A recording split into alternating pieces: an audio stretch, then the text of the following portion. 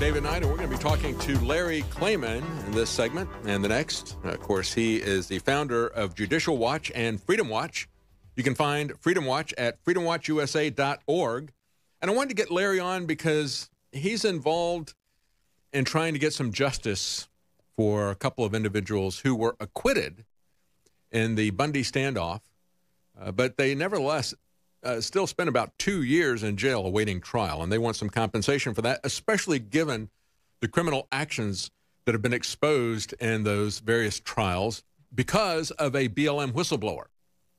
It was really a kangaroo court, and we've reported on this many times, a kangaroo court, but after the documents and information that were put out by a whistleblower that worked for the BLM, there wasn't anything else that judge could do. So joining us now to give us an update on that and talk a little bit about what's going on there is Larry Klayman. Thank you for joining us, Larry. You're welcome. My pleasure.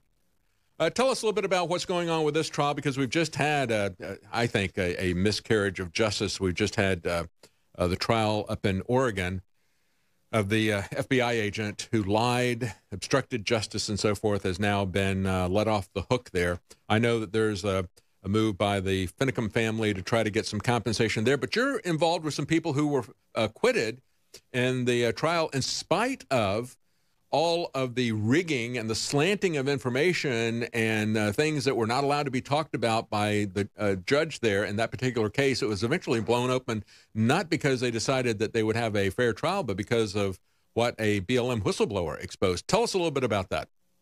That's right. I also represent Klayman Bundy, and I was there throughout the trial. I was providing advice to him, his son Ryan Bundy. I know what went on. We got lawsuits in Nevada to try to have the land declared owned by the people of Nevada, that land that was violated by the BLM and by the FBI and by these U.S. attorneys in Las Vegas. But yes, these two defendants, Rick Lovelian, L-O-V-E-L-I-A-N, Loveland it's pronounced, and Stephen Stewart were part of the whole mass of defendants that were indicted maliciously by the U.S. Justice Department and with the insistence of the FBI and the BLM. And they were acquitted in record time. In fact, they presented little to no evidence during the case. They grouped all of these parties together, including the Bundys, to try to send a message to the American people that you should never question government tyranny. If you do, we will crush you. And the prosecutors involved, Stephen Myre, Dan Sheese, Nadia Ahmed, these people acted in a very unethical and frankly criminal way. And they used our clients as fall guys for trying to put forward this attempt to silence peaceful protest and the peaceful use of Second Amendment rights of self-defense, right to bear arms, rights of free speech, that kind of thing. So yes, this is a very important case for justice and also to get compensation for our clients, Loveland and Stewart, who were financially ruined and emotionally ruined, and I might add physically abused in prison. Yeah, because they spent so much time awaiting trial. I mean, you know, we have this thing in the Constitution that says you get a speedy trial. I don't think that works out to 2 years.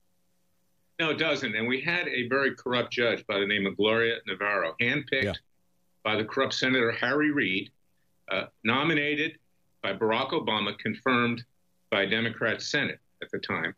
And she did everything she could to harm the Bundys and also these defendants, as well as other defendants. There were about 15 others in these different trials that resulted from that successful standoff at Bunkerville. You know, I was there reporting. We got there on a Wednesday. The standoff was on a Saturday. And I saw what the BLM was doing to people, and I saw the way people conducted themselves. It was always, the threats were always on the side of the government. That's what we saw there. That's what we witnessed. That's what we reported. And I was absolutely amazed, but not surprised, as you pointed out, that they would want to get even, that it would be vindictive, and that it would be centered with Harry Reid, that he would be, you know, he was trying to portray them as terrorists. They were not terrorists. These were the same people who had said, you're not going to be able to protest. Here's a free speech area. And out in the middle of the desert, because they own most of the state of Nevada, they've got this little tiny area, and they said free speech zone. And somebody said the free speech is not a zone. It's not an area. And that's what we're now seeing now. We have on the internet, we have a little prescribed area where you will be allowed to speak. And even that is going to be taken away. You're right. It was a setup before anything happened at Bunkerville. And of course, the government was claiming that they could seize Bundy's cattle and put him out of business. Government came in and they threatened the lives of the Bundy family. They assaulted Klayman's sister, Margaret. They tased his 2 sons. They killed the bulls in his herd, which are necessary for procreation, buried them in a secret mass grave. This was very expensive assets as well, several $1,000s each.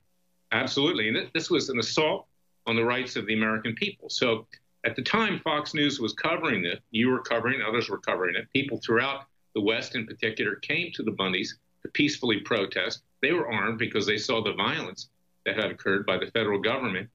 And in fact, they were drawn up in a sting operation from the very beginning because the U.S. attorney at the time, Dan Bogdan, his #1 U.S. attorney, Steve Myray, and then Dan Sheese behind that, and Nadia Ahmed, these other U.S. attorneys, very corrupt, came out to the ranch to set the Bundys up. They had surveillance cameras. They had all kinds of things, sharpshooters, snipers on the hills, this kind of thing.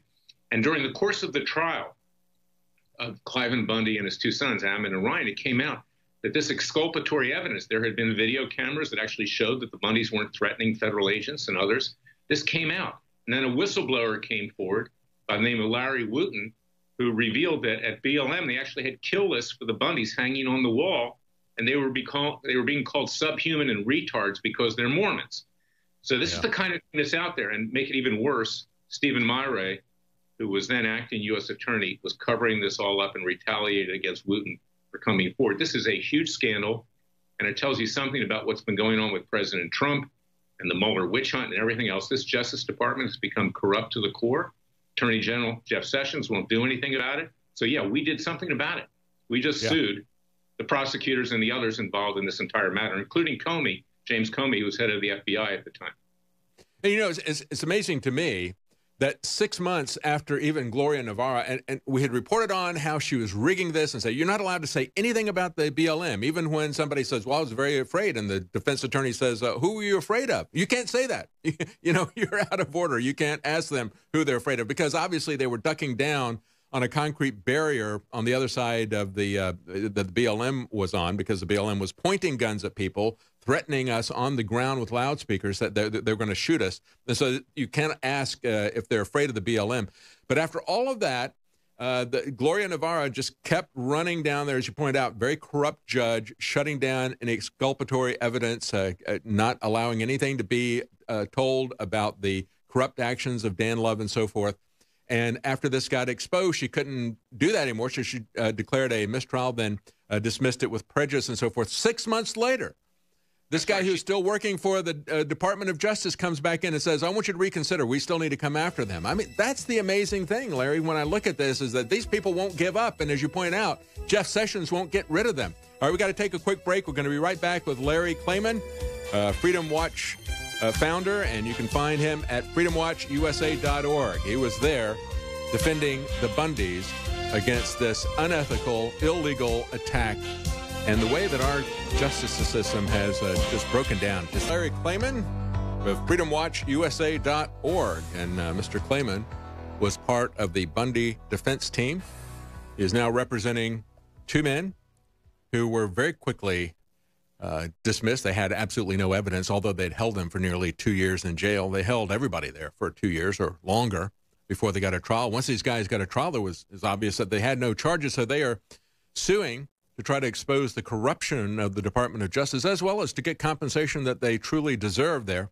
We're talking to him about what happened there, about the fact that this corrupt judge who presided over the trial, Gloria Navarro, was an acolyte of Harry Reid there in that area.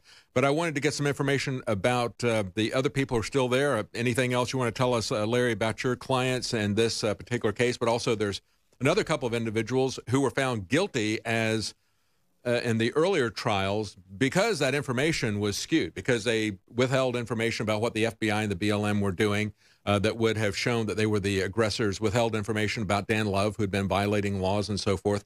Withheld a lot of information like that, really rigged the process. They got a conviction against a couple of individuals. The same information, the same tactics, the same witnesses and everything that were used, being used against the Bundys, where you were there as part of that defense team, were used to convict these other individuals who are now still in jail. and the whole thing got blown out of the water by the BLM whistleblower. But those two individuals are still in jail. What do you know about that? And there's also somebody who pled out. In fact, more than one. One of them is Pete Santilli, a talk show host. They were trying to intimidate conservative talk show hosts right before elections that were coming up and telling them they better be quiet or they would go to prison. These people are ruthless. And it's interesting that Lavelle and Stewart were acquitted without even providing any closing argument by their lawyers. That's how clear it was that they were innocent. And these others that are in prison right now, they're still rotting in prison, and they should be let go. And it's totally inappropriate that these people are there. There's still actually some people in prison in addition to those who are out now, who were acquitted or convicted of other crimes. So, you know, Larry, as I said, I was there. I covered it in the days leading up to the standoff. We were there that morning. Most of the mainstream media went home because they were told by Harry Reid that they were going to give in. They were going to let the Bundys be able to graze their cattle, even though they had confiscated the cattle. They were going to say, okay, well, we've got your cattle, but now you can use the land to graze on it and everything. So the mainstream media went home. We stayed there, and so we were there when all of that happened. But it was absolutely amazing to see these people stand up, and it was nothing other than a protest. It was a peaceful protest. I mean, Antifa should be that peaceful. They did have sidearms on, but they, it wasn't like there weren't any threats. There weren't any weapons aimed at the people walking across that wash. It was just a peaceful protest. I can't imagine that these guys are being sent to jail for years for what I witnessed there. No, absolutely. I mean, it really is remarkable. This is the first time in American history on a major scale that the American people stood up to the federal government, the tyrannical federal government in this instance, using their Second Amendment right to bear arms, their First Amendment right to protest, and won. They fought the law. Of course, this isn't the law. These were outlaws, and they won. And what's at issue here, David? What's the bottom line here? Is that this land belongs to the people of Nevada. Klayman Bundy grazes on that land through grazing and water rights. And Harry Reid was reportedly, with his son Rory downtown, who's a lawyer, was trying to take that land away from the Bundys and sell it to Chinese environmental interests. Obviously, they were going to get kickbacks or something like that. This is corrupt. And it's something that you could do a Hollywood movie about because, frankly, no one would believe it unless you saw it actually happen on the big screen. And this is why we're pursuing justice, because you can't let this kind of thing go on. And we have an attorney general, as we know, who's absolutely worthless. He just buries his head in the sand. So we have to take action. You know, we see the same type of thing happening with John McCain in Arizona. That area there, the Tonto Reserve, an area that was a historical and sacred site to the Apaches. It was used for recreational purposes and so forth. That's now been turned over to a foreign corporation for copper mining. It's going to create this massive hole there, destroying all of those interests, historical, recreational, religious, and everything, for all these different groups. And you see these senators working with these massive multinational corporations as if this was their private, fiefdom, and leveraging that information. And we see it happening both Republican and Democrat. But certainly Harry Reid was one of the worst. They had so many different issues there. They wanted to get them off the land. They had property rights. And people need to understand these property rights that they had, the grazing and the water rights and so forth, are every bit as important as the rights that you have to your home in the suburbs. And I've seen this happening already in Washington State, where they're coming out, expanding a national park and taking away people's suburban homes because they've established this principle that they can steal anything from you that they wish. That's right. And, the Bundys had grazed on that land for 150 years. Cliven's great-grandfather, his name was Levitt, started it. And that's the way you acquire the ability to ranch, is through grazing rights. Of course, he owns the property in and around his ranch. That was violated as well. And as I pointed out, cattle were killed, buried in a secret mass grave, notwithstanding the assaults on the Bundy family and on others. So this is the worst example of government tyranny in modern history. It's what King George III was doing in the days leading up to the revolution in 1776. And the Bundys and the people in and around the Bundys are a lot like the colonialists that said, no, we're not going to take it anymore. We're going to push back. And they did it legally and peacefully. Thank God it wasn't another Ruby Ridge and another Waco, because it could have. That's why we went out there. We were afraid that it was going to happen. And the pushback that I would see at the time, and I still see it even whenever I tweet this stuff out, I still see people on the left saying, oh, those millionaire welfare ranchers and everything. And you and I both know the Bundys are not a wealthy family. We know how hard they work, and we know that when they take away a $6,000 bull. That is incredible blow to that family. They're not welfare ranchers. They were people who were taking a principled stand for private property rights and for the Constitution. Not only that, but hundreds of ranchers throughout the West. You call this whole event How the West Was Won Again. Hundreds of ranches were driven out of business by the environmental policies of the Bureau of Land Management, that literally the way they managed the land was that they could actually dictate what bush the cattle could eat at. And this is very arid land, 400,000 acres in and around Lake Mead. So Klayman wasn't going to pay grazing fees to go out of business. And in fact, he didn't owe the grazing fees because the government does not own that land. It's the state of Nevada that owns the land. I might add, the federal government does not own that land. And we have a case to have that declared to be true. But the same liberals who are out there with their hate and their envy for this so-called, what they imagine in their own minds, a millionaire rancher, they don't have a problem with the trillionaire executives censoring us off of the internet. That's the amazing thing. They can just go the other direction. But let's talk before we run out of time, because we got just a little bit of time left. Your comments on the fact that finally Peter Strzok has been fired by the FBI. It took long enough, didn't it? You know, I thought he already had been fired, frankly. I mean, that's what they were pushing, a few months ago. I mean, this is unbelievable. Firing's not enough, David. He has to be indicted. He should be tried. Right. He should put in the slammer for the rest of his life. The amazing thing is that Jeff Sessions said in an interview before Strzok went to Congress and sneered at everybody, he said he doesn't have security clearance anymore. And when he was testifying in Congress, he sneered at everybody and said, yeah, I have secret clearance and above secret clearance. And so, he continued on and on with his clearance and so forth. This happened about an hour ago. It's now been announced that the FBI has fired Peter Strzok finally. That's absolutely amazing that he persisted this long and that there was so little done in the Justice Department until now. Well, we have citizens grand juries. I've talked about that with Alex, with Owen, with my friend Joel Gilbert, who's on your shows. And we're seeking to get justice because it's not enough to fire Strzok. We need to hold the people accountable. Obama himself, the intelligence chiefs, Fusion GPS, Bruce Orr, Malheur, they all need to be held accountable. This Justice Department won't do it. So Strzok, as bad as he is, he becomes the fall guy to take the pressure off the rest of the criminals over there. Yeah, you're absolutely right. It is, it's the lower level criminal, and so he is a fall guy. But at least he's still not there, able to do damage. I mean, that is one good aspect of this. There has to be a little bit of accountability. Maybe that is all we'll ever get. But I hope that you do get a citizen grand jury involved, because there needs to be a house cleaning there. A lot of corruption. Thank you for joining us, Larry Klayman, and you can find him at freedomwatchusa.org. Out there fighting the good fight, trying to get justice in a corrupt Department of